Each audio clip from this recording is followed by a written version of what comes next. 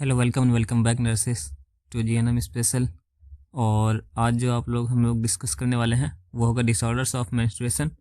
और मेंस्ट्रुएशन को के या फिर मासिक स्राव से लेके हम लोगों ने पिछला वीडियो किया था, उसमें हम लोगों ने इंट्रोडक्शन देखा था और आज हम लोग डिसऑर्डर्स देखने वाले हैं।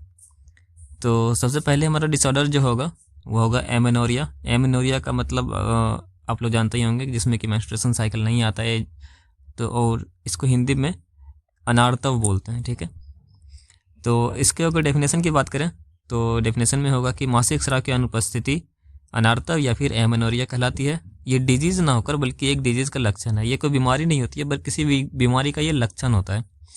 इसे रजोरोध या ऋतुरोध भी कहते हैं। ये दो प्रकार का होता है, पहला तो होता है फिजियोलॉजिकल और दूसरा होता है पैथोलॉजिकल। ठीक है, और फिजियोलॉजिकल भी दो तरह का होता है और जो पैथोलॉजिकल होता है ये भी दो तरह का होता है। और दोनों जो दो तरह का होता है, एक होता है प्राइमरी और एक होता है सेकेंडरी। ठीक है, तो और ये पैथोलॉजिकल भी एक होता है प्राइमरी और एक होता है सेकेंडरी। ठीक है, तो बस याद रखना है आपको कि एक होता है प्राइमरी फिजियोलॉजिकल एमेनोरिया, फिर सेकेंडरी फिजियोलॉजिकल एमेनोरिया, फिर प्राइमरी पैथोलॉजिकल एमेनोरिया, फिर सेकेंडरी पैथोलॉजिकल एमेनोरिया। तो ये सारी चीज़ें होती है। फिर ये जो फिजियोलॉजिकल होता है, फिजियोलॉजिकल जो होता है ये किसी बीमारी की वजह से नहीं होता बल्कि ये बिना किसी बीमारी का भी दिखता है। तो इसमें क्या होता है कि इसको अगर जो प्राइमरी की बात करें हम लोग, प्राइमरी पैथोलॉजिकल एमेनोरिया, तो ये क्या होता है कि प्यूबर्टी से पहले ओवेरियन फॉलिकल को स्टिमुलेट करने के लिए प्यूबर्टी गोनेडोट्रोपिन या फिर एस्ट्रोजन पर्याप्त मात्रा में नहीं होता है, जिसके कारण से कि एंडोमेट्रियम से ब्लीडिंग नहीं होती है और इस कारण प्यूबर्टी से पहले मासिक धर्म अनुपस्थित रहता है। इस स्थिति को primary physiological amenorrhoea. Primary physiological amenorrhoea आप इस तरह से समझ सकते हैं कि पहले से जो पीरियड नहीं हो रहा होता है तो उसको लोग प्राइमरी फिजियोलॉजिकल एमेनोरिया बोलते हैं। क्यों नहीं हो रहा होता है? क्योंकि इसमें गोनेडोट्रोपिन और एस्ट्रोजन की कमी होती है।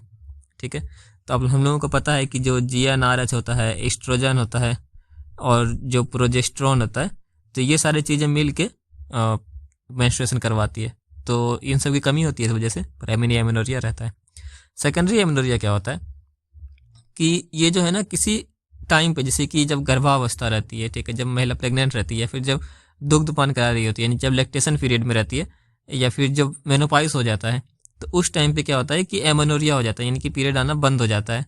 तो उसको हम लोग बोलते हैं सेकेंडरी एमेनोरिया। अब गर्भावस्था कोई बीमारी तो है नहीं, वो बस एक कंडीशन है। दुग्धपान भी कोई बीमारी नहीं है, जो बच्चा होता है तो उसको दुग्धपान कराया जाता है। और मेनोपॉज भी जो है ये एक अपना ऑटोमेटिक प्रोसेस होता है, बॉडी का नेचुरल मैकेनिज्म है, तो इसलिए इसमें कोई बीमारी नहीं होती है। पर ये एक बार शुरू हो गया, उसके बाद जब बंद हुआ तो उसको हम लोग बोलेंगे सेकेंडरी एमेनोरिया। और सेकंड जब बंद हुआ तो वो किसी बीमारी की वजह से बंद नहीं हुआ, क्योंकि अगर वो किसी बीमारी की वजह से बंद होगा तो वो फिर पैथोलॉजिकल में आ जाएगा। ठीक है, तो प्राइमरी फिजियोलॉजिकल मतलब कि जब शुरू से हुआ ही नहीं है प्यूबर्टी से पहले।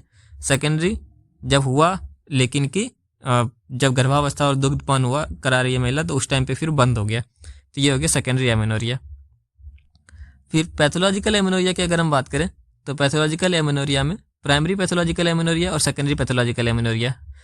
इसमें प्राइमरी पैथोलॉजिकल में क्या होता है कि अगर कोई लड़की है वो 16 वर्ष की आयु की हो गई है, उसके बाद भी उसको मेंस्ट्रुएशन नहीं आया, तो उसको बोलते हैं प्राइमरी एमेनोरिया। अगर 15 वर्ष तक नहीं आता है तो हम उसको डिलेड मिला के बोलते हैं। मतलब अगर 15 साल तक कोई लड़की है, वैसे तो नॉर्मली 12 से 14 साल में आ जाना चाहिए, पर अगर किसी को 15 साल में आता है तो हम उसको बोलते हैं डिलेड, मतलब कि लेट से आने वाला मेंस्ट्रुएशन। ठीक है, परंतु अगर 16 वर्ष तक नहीं आता है तो फिर वो डिलेड मेनार्की ना होकर प्राइमरी एमेनोरिया हो जाता है, प्राइमरी पैथोलॉजिकल एमेनोरिया। ठीक है, क्योंकि ये कुछ बीमारी है, क्योंकि नॉर्मली तो आ जाना चाहिए था पर नहीं आ रहा है तो कुछ बीमारी की वजह से। ठीक है, तो ये होता है प्राइमरी पैथोलॉजिकल एमेनोरिया। इसका कारण क्या होता है? कारण ये होता है कि जो HPO एक्सिस होता है हमारा, यानी कि जिसको हम लोग हाइपोथैलेमो पिट्यूटरी ओवेरियन एक्सिस बोलते हैं, HPO एक्सिस, उसमें कुछ दिक्कतें आ गई है, कुछ व्यवधान या कुछ दिक्कतें आ गई है। जैसे कि हाइपर गोनेडोट्रोफिज्म की जो गोनेडोट्रोफी जो होता है वो ज़्यादा रिलीज हो रहा है, ये सॉरी हाइपो कम रिलीज हो रहा है। ठीक है, GnRH का कम निकलना, जिसको कि हम लोग कालमान सिंड्रोम भी बोलते हैं। ठीक है, जिसमें जीएनआरएच कम हो जाता है। फिर तंत्रिका तंत्र में ट्यूमर होना, जो हमारा नर्वस सिस्टम होता है उसमें ट्यूमर हो जाता है।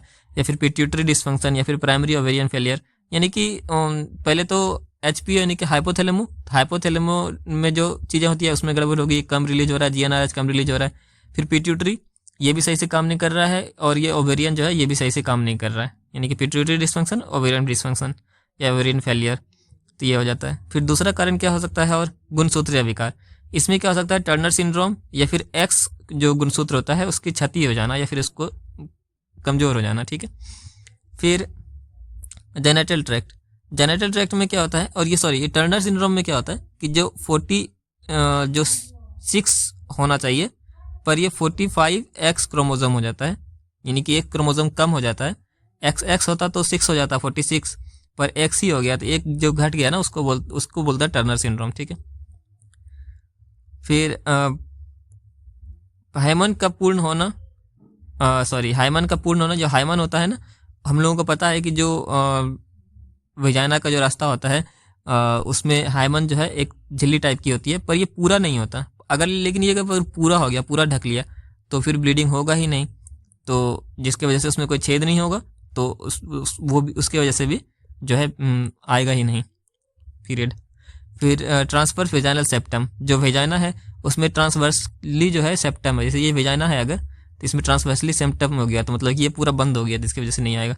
फिर वेजाइना होगा ही नहीं, या फिर यूट्रस का ना होना, ये सारे जो है ये जेनेटल ट्रैक्ट के जो विकार होते हैं। ठीक है, और ये जन्मजात भी होती है, जैसे वेजाइना ना होना या यूट्रस ना होना, ये सारे जन्मजात लक्षण होते हैं। फिर थायराइड एवं एड्रिनल कोर्टेक्स संबंधी जो विकार होता है, इसमें कि क्रेटिनिज्म, जिसमें कि जो कि थायराइड या एड्रिनल ग्लैंड से संबंधी विकार है। फिर उपापचय यानी कि पाचन से संबंधी क्या होता है कि जुवेनाइल डायबिटीज़, तो इसकी वजह से भी नहीं आता है। फिर खून की कमी होना, या फिर कुपोषण होना, वजन बहुत ज़्यादा कम होना, या फिर जो क्षय रोग जिसको हम लोग टीबी बोलते हैं तो उसका होना, या फिर गर्भाशय का चिपका हुआ होना, ये सारी चीज़ें कारण होती है जिसकी वजह से कि नहीं आता है पीरियड। फिर इसके अगर हम डायग्नोसिस की बात करेंगे तो हम पता कैसे करते हैं, तो सबसे पहले तो हिस्ट्री कलेक्शन करेंगे, फिर फिजिकल एग्जामिनेशन करेंगे, फिर लेप्रोस्कोपी करेंगे, अल्ट्रासोनोग्राफी करेंगे, फिर क्राइटोटाइप करेंगे, यानी कि जो गुणसूत्र होता है उसका अध्ययन करते हैं, जिसमें टर्नर सिंड्रोम वगैरह में पता चलता है। फिर ब्लड का इन्वेस्टिगेशन करेंगे, उसमें कि ब्लड की में सारी चीज़ें जो जांच करेंगे। फिर सीरम लेवल इन्वेस्टिगेशन करेंगे, सीमन हार्मोन का लेवल इन्वेस्ट करेंगे कि हार्मोन्स तो सब कुछ सही है कि नहीं, कहीं कोई हार्मोन्स का तो गड़बड़ी नहीं हो रहा है। फिर एक्सरे वगैरह चेक करेंगे। फिर जो पीसीटी होता है जिसको कि प्रोजेस्टेरॉन चैलेंज टेस्ट बोलते हैं, तो उसको भी हम लोग करते हैं। तो इन सारी चीज़ों से हमें पता चल जाता है कि कारण क्या है। फिर हम ट्रीटमेंट का पता करते हैं। ट्रीटमेंट क्या करेंगे, तो ट्रीटमेंट में जो है इसका जो उपचार या प्रबंधन ये इसके कारण पर निर्भर करता है कि कौन से कारण की वजह से हो रहा है। और अगर किसी के मतलब कि शारीरिक संरचना में कोई दिक्कत है कि मतलब उसका जो है हाइमन पूरा जुड़ा हुआ है, या फिर जो वेजाइना है उसमें जगह ही नहीं है आने का, पूरा ट्रांसवर्सली सेप्टम लगा हुआ है, यानी कि पूरा बाधित है, तो उसमें क्या करते हैं, हम सर्जरी करते हैं। इसके लिए सर्जरी की जाती है ताकि उसको नॉर्मल किया जा सके। और अगर हार्मोन से रिलेटेड कोई डिस्टर्बेंस है कि मतलब कि हार्मोन्स ही नहीं रिलीज हो रहा है, ओवेरियन फेलियर हो रहा है, उसमें हार्मोन्स नहीं रिलीज हो रहा है, तो उसमें क्या करते हैं, हार्मोन रिप्लेसमेंट थेरेपी, जिसको हम लोग HRT भी बोलते हैं। ठीक है, हार्मोन रिप्लेसमेंट थेरेपी। तो जिस हार्मोन की कमी हो रही है उसको हम बाहर से हार्मोन दे देते हैं, तो वो फिर ठीक हो जाता है। तो फिर ये तो हो गया हमारा प्राइमरी पैथोलॉजिकल। अब ये जो है सेकेंडरी पैथोलॉजिकल। ठीक है, सेकेंडरी पैथोलॉजिकल में क्या होता है कि किसी जो नियमित रूप से मासिक स्राव प्रारंभ हो गया है, पहले एक बार प्रारंभ हो गया, पर इसके बाद क्या हुआ, नॉर्मली हो रहा था, पर अचानक से क्या हुआ कि 3 महीने तक मासिक स्राव आया ही नहीं नॉर्मली होते होते। और कोई महिला है जिसमें कि नॉर्मली नहीं आ रहा था, मतलब कि कभी पहले आता था, कभी लेट से आता था, यानी कि जो अनियमित रूप से आता था, लेकिन उसमें भी आ रहा था, पर वो अब कंटिन्यू 6 महीने तक आया ही नहीं, तो उसको हम लोग बोलेंगे सेकेंडरी पैथोलॉजिकल एमेनोरिया। तो इसमें कुछ बीमारियां होंगी, इसका कारण क्या क्या हो सकते हैं, तो या तो स्ट्रेस की वजह से नहीं आ रहा है, या तो कॉन्ट्रासेप्टिव जो पिल्स होते हैं उसके यूज करने की वजह से नहीं आ रहा है, या फिर पिट्यूटरी ग्लैंड में कोई ट्यूमर हो गया, या फिर जो ओवेरियन फेलियर हो गया, और माल न्यूट्रिशन यानी कि कुपोषण है, या फिर जो थायराइड है उसकी कमी हो गई है, यानी कि जिसको हम लोग हाइपोथायरॉयडिज्म बोलते हैं। फिर मधुमेह यानी कि डायबिटीज़ हो गया है, या फिर एंटीसाइकोटिक ड्रग्स वगैरह के सेवन की वजह से नहीं आ रहा, या फिर इंट्रायूटराइन एडहेशन, या फिर जिसको कि हम लोग एसरमान्स सिंड्रोम बोलते हैं। तो इसमें जो इंट्रायूटेराइन ट्रैक्ट होता है उसमें एडेशन हो जाता है, यानी कि वो कड़ा हो जाता है और उसमें सही से आता नहीं है, मतलब वो सही से काम नहीं करता है। फिर जो ग्रीवा होता है उसका सिकुड़ जाना, या ग्रीवा यानी कि सर्विक्स जो है उसका स्टेनोसिस हो जाना, सिकुड़ जाना। फिर ऑटो इम्यून डिसीज जिसमें बहुत सारी बीमारियां हो सकती है। फिर एनोव्यूलेशन यानी कि जो अंडोत्सर्ग है, यानी कि जो ओव्यूलेशन का प्रोसेस होता है जिसमें कि अंडा बाहर निकलता है, ओवम बाहर निकलता है, वो प्रोसेस ही नहीं हो रहा है। फिर जो पिट्यूटरी ग्लैंड है उसका नेक्रोसिस हो गया है, यानी कि वो पिट्यूटरी ग्लैंड है वो नष्ट हो गया है। तो ये सारे कारण हो सकते हैं जिसकी वजह से कि सेकेंडरी पैथोलॉजिकल एमेनोरिया हो सकता है। फिर इसका निदान क्या हो सकता है? निदान में वही, यानी कि डायग्नोसिस हम कैसे करेंगे, तो history collection, physical examination, internal examination, transvaginal sonography, serum level investigation, laparoscopy, x-ray करेंगे, ये सारी चीज़ें करेंगे। फिर इसके मैनेजमेंट की अगर हम बात करें तो मैनेजमेंट निम्न कार्य के लिए किया जाता है, जिसमें कि सबसे पहला क्या होता है कि रोगी किसी प्रकार की अगर स्ट्रक्चरल एबनॉर्मलिटी नहीं है, मतलब उसका स्ट्रक्चर सब कुछ ठीक है, मतलब जैसा एनाटॉमी होनी चाहिए वैसे है सब कुछ, तो एमेनोरिया का अभी तक अभी एमेनोरिया का पता चला है, तो खुद से आरंभ होने के लिए हम कुछ महीने तक इंतजार करते हैं कि ठीक है लेट तो हुआ है पर कुछ महीने देखते हैं, अगर सब कुछ ठीक ठाक हमको दिख रहा है एनाटॉमी में कि उसका स्ट्रक्चर जैसा वेजाइना का स्ट्रक्चर होना चाहिए, जैसा यूट्रस का होना चाहिए, जो सारी चीज़ें हैं हमारी हार्मोन्स वगैरह वो सब कुछ ठीक है अभी दिख रहा है, तो हम इंतजार करते हैं कि वो खुद से कुछ महीने का इंतजार करते हैं ताकि हो सकता है ठीक हो जाए, सही हो जाए, खुद से आ जाए। फिर रोगी को इस दौरान क्या करते हैं कि बैलेंस डाइट देते हैं और जनरल केयर प्रोवाइड करते हैं, कि मतलब केयर वगैरह सब कुछ देते हैं। फिर हार्मोनल डिफेक्ट होने पर संश्लेषित एस्ट्रोजन या फिर युक्त टैबलेट प्रोवाइड करते हैं, कि अगर हार्मोन का अगर दिक्कत दिख रहा है हमें कि हार्मोन की कमी हो रही है, एस्ट्रोजन की ब्लड में कमी है, तो हम एस्ट्रोजन को बाहर से टैबलेट के रूप में देते हैं। एंजाइटी को कम करने के लिए साइकोलॉजिकल सपोर्ट देते हैं, और एनीमिया है यानी कि उसके अंदर ब्लड की कमी है तो आयरन को आप जो है देते हैं टैबलेट। फिर डायबिटीज़ के लिए हम इंसुलिन थेरेपी देते हैं। फिर रोगी में अगर हाइपोथायरॉयडिज्म है तो उसके उपचार के लिए थायरोक्सिन हार्मोन का दिया जाता है ट्रीटमेंट, आयोडीन वाला खाना खाने के लिए बोला जाता है। और ऑटो इम्यून अगर डिसऑर्डर हो रहा है तो उसके लिए जो कॉर्टिकोस्टेरॉइड्स वगैरह देते हैं ताकि जो इम्यून सिस्टम है थोड़ा सा कम हो जाए और ऑटो इम्यून वाली डिजीज़ जो है वो सही हो जाए। फिर कुछ केसेस में सर्जरी करते हैं, जैसे सर्जरी कब करते हैं, जब एड्रिनल सिस्ट हो गया है, यूट्राइन सेनेक्से हो सकता है, या फिर ये ओवेरियन है उसमें ट्यूमर हो गया है ओवरी में, पिट्यूटरी एडेनोमा, अगर पिट्यूटरी ग्लैंड में कोई ट्यूमर हो गया है तो इस तरह के केसेस में सर्जरी वगैरह की जाती है। फिर प्री मेच्योर ओवेरियन फेलियर के लिए एचआरटी यानी कि हार्मोन रिप्लेसमेंट थेरेपी का उपचार किया जाता है अगर ovarian failure, pre mature ovarian failure हो गया है तो। फिर जो हमारा नेक्स्ट आता है वो होता है डिसमेनोरिया। डिसमेनोरिया जहाँ पे डिस हो रहा है मतलब कि ये एक तरह से पेन आप बोल सकते हैं, ठीक है। हिंदी में भी है कि कष्टार्तव, यानी कि कष्ट के रूप कष्ट होता है, जब भी पीरियड आती है ना तो उसको कष्ट होता है, या फिर जो उसको पेन होता है तो उसको हम लोग बोलते हैं डिसमेनोरिया। तो जब presence of painful menstruation period known as dysmenorrhoea, तो हिंदी में भी वही है कि दर्द युक्त मासिक धर्म आने की उपस्थिति को कष्टार्तव कहलाती है। ये भी दो तरह का होता है, प्राइमरी और सेकेंडरी। तो पहला ये है कि अगर मीनार के यानी कि जब पहली बार मेंस्ट्रुअल पीरियड आया उसके 2 साल के अंदर अगर ऐसी चीज़ें उत्पन्न हो रही है तो ये प्राइमरी हो जाएगा। और सेकेंडरी है क्या कि अगर ये कभी भी प्रकट हो सकता है, यानी कि पहले तो नॉर्मली ठीक ठाक ही आ रहा था फिर अचानक से पेनफुल पीरियड आने लगा, तो इसका कारण जो है पेल्विक क्षेत्र का विकार हो सकता है, कि जो पेल्विक के रीजन में कुछ ना कुछ गड़बड़ी हुई है जिसकी वजह से कि ये सेकेंडरी डिस्मेनोरिया हुआ है। प्राइमरी डिस्मेनोरिया होता है, इसके बारे में हम लोग पढ़ते हैं। इसका कारण क्या होता है? एडोलेसेंस यानी कि किशोरावस्था, प्रेगनेंसी एंड वेजाइनल डिलीवरी के बाद में गर्भाशय में O2 की कमी हो जाती है, यानी कि जो प्रेगनेंसी या वेजाइनल डिलीवरी होती है ना तो उस टाइम पे भी जब पीरियड आते हैं तो बहुत ज़्यादा पेनफुल होता है।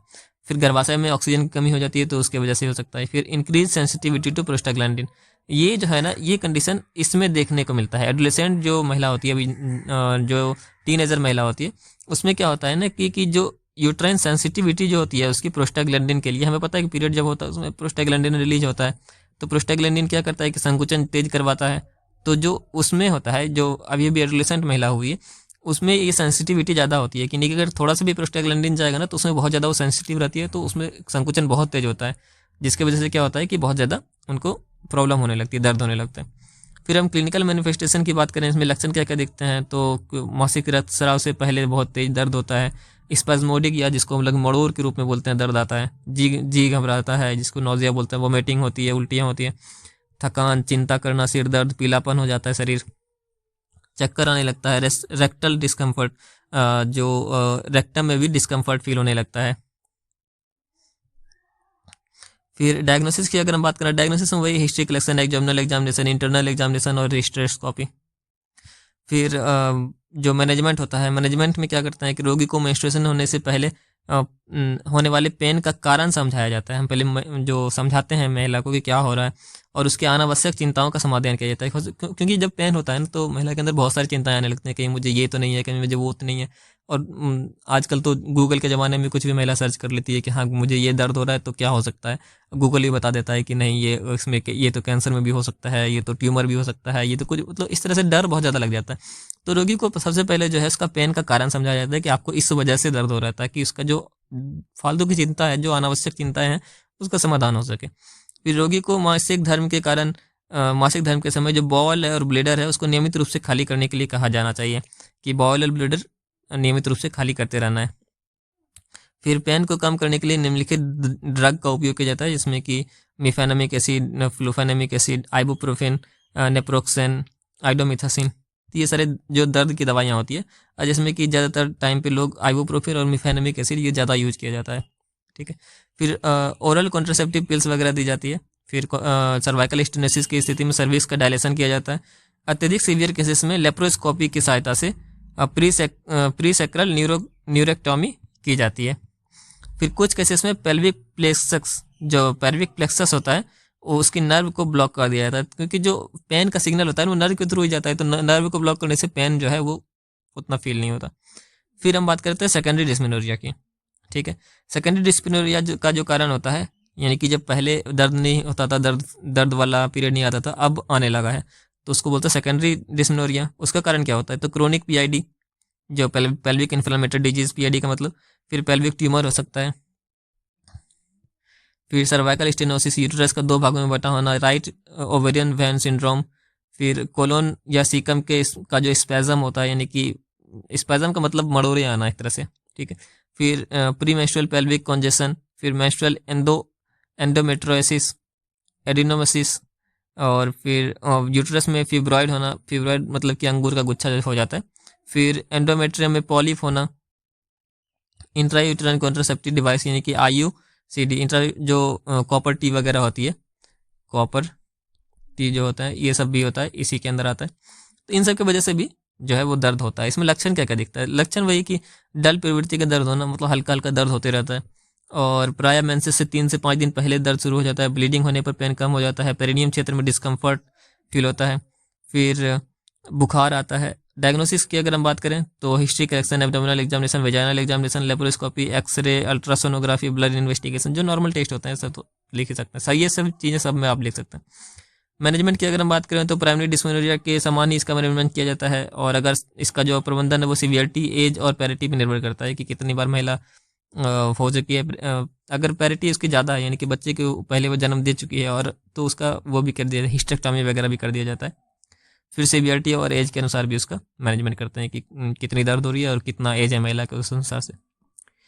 फिर जो नेक्स्ट है वो है क्रिप्टोमेनोरिया। क्रिप्टोमेनोरिया हिंदी में दिख रहा होगा आपको, गुप्त मासिक धर्म। गुप्त मासिक धर्म में पता है कि जो गुप्त रहता है, मासिक धर्म आता है पर वो गुप्त रहता है, हमें दिखता ही नहीं। तो इसके डेफिनेशन की बात करें, it is an abnormal condition in which periodic shedding of the endometrium and bleeding occur, यानी कि जो एंडोमेट्रियम है वो शेड होता है, यानी कि वो झड़ता है, और ब्लीडिंग भी होती है, परंतु menstrual blood fails to come out from the genital tract, यानी कि मेंस्ट्रुअल जो ब्लड होता है ना वो बाहर आने में फेल हो जाता है, यानी कि बाहर नहीं आ पाता है, क्योंकि due to obstruction in the passage, जो पैसेज होता है यानी कि जो वेजाइना सर्विक्स होता है उसी तरह बाहर आता है, तो उसमें कोई ऑब्स्ट्रक्शन रहता है, तो इसको कहते हैं हम लोग क्रिप्टोमेनोरिया।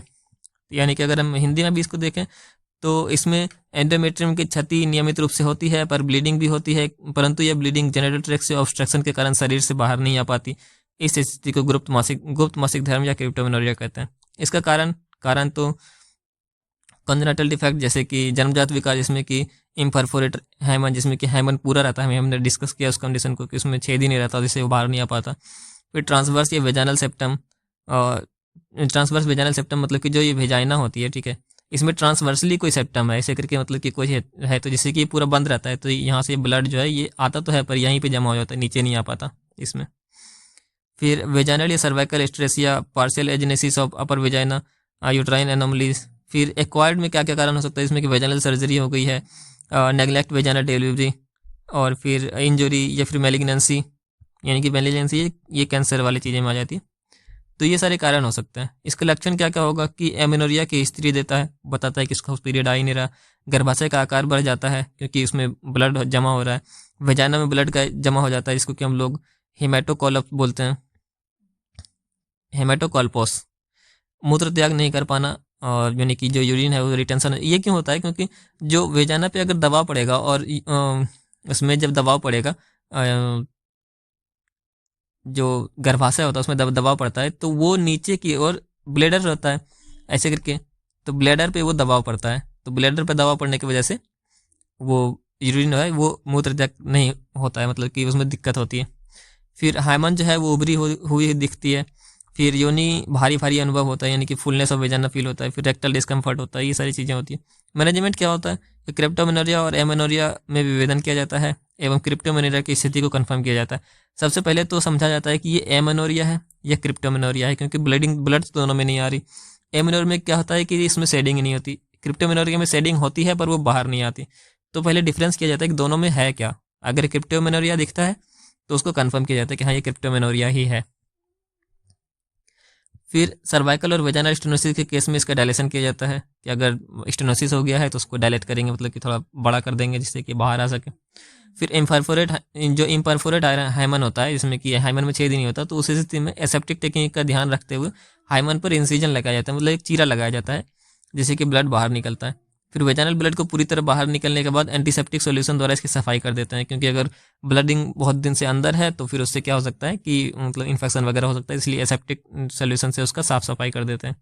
वेजाइनल एस्ट्रेसिया की स्थिति में वेजाइना की जो रिकंस्ट्रक्टिव सर्जरी की जाती है, कि फिर आवश्यकता होने पर सर्जरी भी की जाती है, और रोगी को इन्फेक्शन से बचाने के लिए प्रीफाइलेटिक एंटीबायोटिक थेरेपी देते हैं।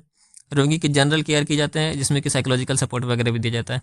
फिर एबनॉर्मल मेंस्ट्रुअल ब्लीडिंग, इसमें क्या होता है, इसकी परिभाषा क्या होती है? यदि मासिक चक्र की अवधि 21 दिन से कम है या 35 दिन से ज़्यादा है, तो मासिक स्राव की अवधि 7 दिन से अधिक हो, तो एक दिन में होने वाले रक्तस्राव की मात्रा 80 ml से ज़्यादा हो। यहाँ पे क्या है कि एबनॉर्मल मेंस्ट्रुअल ब्लीडिंग, मतलब कि एबनॉर्मलिटी क्या क्या होता है मेंस्ट्रुअल ब्लीडिंग में, यानी कि या तो 21 से 35 दिन का नॉर्मल हमारा होता है, आगे या 21 दिन से कम हो और 35 दिन से ज़्यादा होती है एबनॉर्मल हो जाएगा। 7 दिन से ज़्यादा तक ब्लीडिंग हो रही है तो एबनॉर्मल हो जाएगा। 80 ग्राम से एक दिन में ज़्यादा ब्लड निकल रहा है तो एबनॉर्मल हो जाएगा। 2 मासिक स्राव के बीच में अगर रक्तस्राव होने लगे तो ये भी एबनॉर्मल हो जाएगा। तो ये इसका डेफिनेशन हो गया एक तरह से। फिर टाइप्स की बात करें तो रक्तस्राव संबंधी असामान्यताएं, उसके लक्षण सारणी 3.1 में दिया हुआ है, तो यहाँ पे दिख रहा होगा। मेनोरेजिया में क्या होता है कि फ्रीक्वेंसी तो नॉर्मल रहता है, ब्लड लॉस 80 ml से ज़्यादा हो जाता है, साइकिल 21 से 35 दिन का ही होता है। हाइपोमेनोरिया, इसमें क्या होता है कि रेगुलर फ्रीक्वेंसी रहती है, साइकिल का लेंथ जो है वो 21 से 35 दिन का ही होता है, पर जो अमाउंट है और ड्यूरेशन है ब्लीडिंग का वो बहुत कम हो जाता है। पॉलीमेनोरिया, इसमें क्या होता है कि साइकिल का लेंथ जो है बहुत छोटा हो जाता है। अब ये समझ में आ रहा होगा कि ये पॉलीमेनोरिया क्यों नाम रखा गया, क्योंकि 21 दिन से कम है तो जो कम टाइम में ज़्यादा बार पीरियड आ जाएगा, इसीलिए बाकी सब चीज़ें इसमें नॉर्मल रहती है। फिर ओलिगोमेनोरिया में क्या होता है कि नॉर्मल फ्रीक्वेंसी रहता है, नॉर्मल ब्लीडिंग और ड्यूरेशन भी नॉर्मल रहता है, पर साइकिल का लेंथ जो है ये बहुत ज़्यादा हो जाता है। बहुत ज़्यादा लेंथ हो जाएगा तो कम, एक साल में कम बार आएगा पीरियड, तो इसलिए ओलिगोमेनोरिया। फिर मेट्रोरेजिया की अगर हम बात करें तो इसमें असामान्य स्थिति और सामान्य मासिक चक्र के बीच में बार, मतलब बीच बीच में ब्लीडिंग हो जाती है, तो इसको बोलते हैं मेट्रोरेजिया। मेनोमेट्रोरेजिया, इसमें क्या होता है कि फ्रीक्वेंसी भी गड़बड़ हो जाती है और अमाउंट भी बढ़ जाता है ब्लीडिंग का, और ड्यूरेशन भी बढ़ जाता है। इसके कारण की बात करें तो इसका कारण बहुत सारा हो सकता है, जैसे कि अंडाशय, अंडवाहिनी, गर्भाशय या गर्भाशय ग्रीवा, योनि संबंधित कोई भी विकार हो जाए, कोई भी दिक्कत हो जाए तो उसके कारण हो सकता है। और जैसे कि इसमें अंग, जैसे कि ओवरीज में क्या दिक्कत हो सकता है, तो एस्ट्रोजन श्रवण करने वाले ट्यूमर्स हो जाएंगे। फिर मेलिग्नेंसी हो गई। फेलोपियन ट्यूब या ओविडक्ट में क्या हो सकता है कि सेल्फेंजाइटिस हो गया, यानी कि इसमें इन्फ्लेमेशन हो गया, एक्टोपिक प्रेगनेंसी हो गई या फिर मेलिग्नेंसी हो गई। यूट्रस में क्या हो सकता है, तो फर्स्ट ट्राइमेस्टर में ब्लीडिंग हो गई, एंडोमेट्राइटिस, एरिनोमाइसिस, मोलर प्रेगनेंसी, यूट्राइन, जो भी हमारा प्रेगनेंसी के टाइम पे जो बीमारियां हो रही थी वो। फिर सर्विस में क्या क्या दिक्कत हो सकती है, तो एवर्जन हो सकता है, पॉलिप हो सकता है, इन्फ्लेमेशन हो सकता है, सर्वाइकल कैंसर हो सकता है। वेजाना में क्या क्या दिक्कत हो सकती है, तो एट्रोपी हो सकती है, इन्फेक्शन, एनीमिया हो सकता है, ट्रॉमा हो सकता है, यानी कि चोट लग सकता है, मैलिग्नेंसी हो सकती है, माल न्यूट्रिशन हो सकता है। तो ये सारी चीज़ें इसके कारण है। और इसमें क्या क्या, जैसे कि हर चीज़ बताई गई है यहाँ पे, और इसमें क्या क्या दिक्कतें हो सकती है वो इस टाइप बताई गई है। फिर जो बिना अंडोत्सर्ग के असामान्य मासिक स्राव या डिस्फंक्शनल यूट्राइन ब्लीडिंग भी कहलाती है, जिसमें कि क्या होता है कि निकलता नहीं है, अंडा नहीं निकलता, यानी कि ओवम नहीं निकलता, पर ब्लीडिंग हो जाती है। फिर डायग्नोसिस की बात करें, डायग्नोसिस कैसे करेंगे? हिस्ट्री कलेक्शन, जो body temperature chart, serum progesterone level, और फिर endometrial biopsy, x-ray, pelvic endoscopy, hysterosalpingography, फिर cervical cytology, bimanual examination, colposcopy, beta HCG hormone test, ये सारी चीज़ें जो है टेस्ट करते हैं, जिससे कि हमें पता चलता है इसके बारे में। अगर इसके मैनेजमेंट की बात करें तो इसके जो है कारण के आधार पर इसका मैनेजमेंट किया जाता है, ठीक है। तो अगर बिना अंडोत्सर्ग के समान का रक्तस्राव हो रहा है या डिस्फंक्शनल यूट्राइन ब्लीडिंग भी कहलाती है, इसका प्रबंधन किस तरह से किया जाता है? इसके उपचार के लिए प्रोजेस्टेरॉन थेरेपी दिया जाता है, और प्रोजेस्टिन थेरेपी के रूप में जो मेडोक्सी प्रोजेस्टेरॉन एसीटेट 10 mg ओरली दिया जाता है, ठीक है। फिर एक्यूट ब्लीडिंग की रोकथाम के लिए एस्ट्रोजन टैबलेट भी दिया जाता है। और ब्लीडिंग बहुत सीवियर हो तो इसके कारण कैंसर हो तो इस स्थिति में शरीर से जो है हिस्टेक्टोमी कर दी जाती है, यानी कि जो गर्भाशय है उसको शरीर से बाहर निकाल दिया जाता है। अंडोत्सर्ग के साथ साथ असामान्य मासिक स्राव हो रहा है तो इसमें क्या करते हैं कि इसके लिए संरचनात्मक, अगर इसमें संरचनात्मक विकार है, इसमें कि एनाटॉमी में कोई दिक्कत हो रही है, तो उसके लिए इसमें सर्जरी करेंगे, यानी कि हिस्ट्रोसाल्पिंगोग्राफी करेंगे और फिर हिस्ट्रोस्कोपी कर देंगे। हिस्ट्रोस्कोपी करने से हमें पता चल जाएगा कि गड़बड़ कहाँ पे हो रही है। और अगर किसी प्रकार का स्ट्रक्चर में कोई दिक्कत हो रहा है तो इसको सही किया जाता है। यूट्राइन कैविटी का एक्सप्लोरेशन करने के लिए डीएनसी करते हैं। फिर एब्डोमिनल मेंस्ट्रुअल ब्लीडिंग का कारण अगर पीसीओएस है, यानी कि पॉलीसिस्टिक ओवेरियन सिंड्रोम है, तो इस स्थिति में एलएच का जो है स्रावन अधिक होता है, ठीक है। तो एलएच का उच्च सांद्रता के प्रभाव को कम करने के लिए ओरल कंट्रासेप्टिव प्रोवाइड किया जाता है, जिससे कि एलएच जो है वो कम हो जाए। फिर पीसीओएस के उपचार के लिए अप्रोप्रिएट सर्जरी वगैरह की जाती है। फिर एबनॉर्मल मेंस्ट्रुअल ब्लीडिंग के कम करने के लिए ब्लड लॉस यदि ज़्यादा हो रहा है तो इस स्थिति में एनीमिया को रोकथाम के लिए आयरन टैबलेट देंगे, क्योंकि ब्लड ज़्यादा हो रहा है तो ब्लड आयरन देने से हीमोग्लोबिन लेवल बढ़ेगा। फिर आयरन युक्त भोजन खाने के लिए बोलेंगे, इनकरेज करेंगे। फिर अगर ब्लड लॉस ज़्यादा हो रहा है तो ब्लड का ट्रांसफ्यूजन भी करेंगे। और अगर रोगी में मॉल न्यूट्रिशन की रोकथाम एवं उपचार के लिए बैलेंस डाइट देते हैं, ताकि जो कुपोषण है उसको सही किया जा सके। ब्लीडिंग के कारण से होने वाले सीवियर पेन को कम करने के लिए एनाल्जेसिक्स, जिसमें कि मेफेनेमिक एसिड 250 ग्राम देते हैं, और महिला को साइकोलॉजिकल सपोर्ट देते हैं। पर्याप्त मात्रा में ओरल फ्लूइड खाने के लिए देते हैं, और ताकि उसमें पानी की कमी ना हो। रोगी में इन्फेक्शन की रोकथाम के लिए प्रोफाइलेटिक एंटीबायोटिक देते हैं, पर्सनल हाइजीन मेंटेन करने के लिए बोलते हैं। और दिए गए उपचार को लगातार या नियमित समय पर लेने के लिए रोगी को जो इनकरेज करेंगे, क्योंकि जो भी हम बता रहे हैं उसको टाइमली लेते रहना है। रोगी को आवश्यक होने पर हॉस्पिटलाइज भी करते हैं, और एडिक्वेट केयर जो ज़रूरी है उसको भी प्रोवाइड करते हैं। फिर आता है हमारा प्री मेंस्ट्रुअल सिंड्रोम। इसको हम लोगों ने पिछले वीडियो में डिस्कस कर लिया था, तो इसको यहाँ पे डिस्कस करने की ज़रूरत नहीं है। तो इसके बाद कोई चैप्टर है नहीं। तो मिलते हैं आप लोगों से फिर अगले वीडियो में। और ये हमारा सेकेंड यूनिट जो है वो ये ख़त्म हो चुका है। अब अगला जो होगा हमारा थर्ड यूनिट शुरू होगा। तो धन्यवाद यहाँ तक आपका देखने के लिए। वीडियो को लाइक शेयर और सब्सक्राइब जरूर करें।